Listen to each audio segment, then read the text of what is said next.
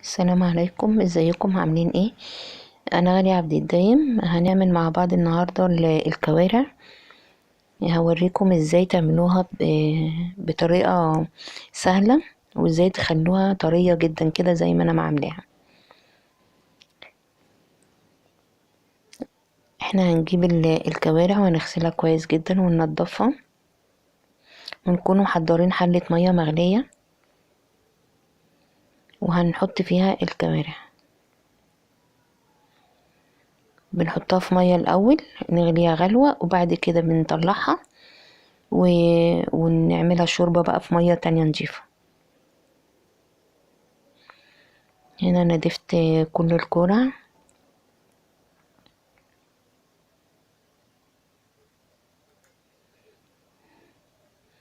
هنغطيها واول ما تغلي غلوة كده هنطلعها.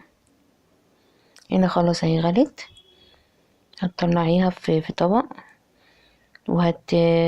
والمية دي هتكبيها وتملي غيرها وتحطيها على النار علشان نعمل الشوربة. هنا انا خلاص غيرت المية،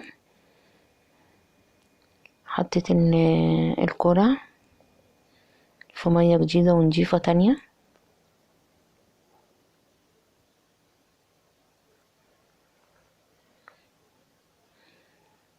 المية الأولانية طبعا شالت كل الريم وكل الزفارة اللي فيها.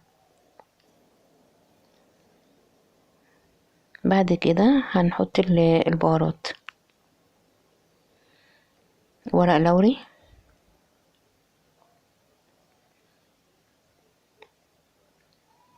وهنجيب بصلة وهنشقها 4 كده،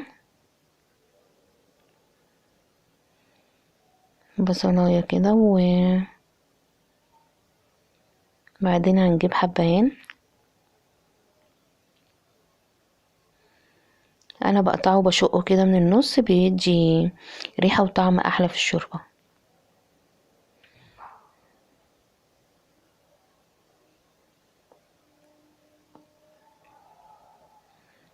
طبعا وهنا فلفل اسود اهو حطيته. التوم بتحطي 2 أو 3 بالكتير، بيدي ريحة حلوة للشوربة وما بيعملش طعمه ما بيبقاش واضح في الشوربة، بس بيدي ريحة وطعم وبيشيل ريحة الزفارة. طبعا معروف ان الكوارع دي بيبقى كلها كولاجين، يعني كولاجين طبيعي للعظم. هنغطيها لحد ما تقرب تستوى، هنضيف الملح وطبعا هندوقها بحيث ان نعرف الملح بتاعها مظبوط والبهارات بتاعتها مظبوطه ولا لا. خلاص هنا استوت وطفيت عليها، هنخرجها في طبق.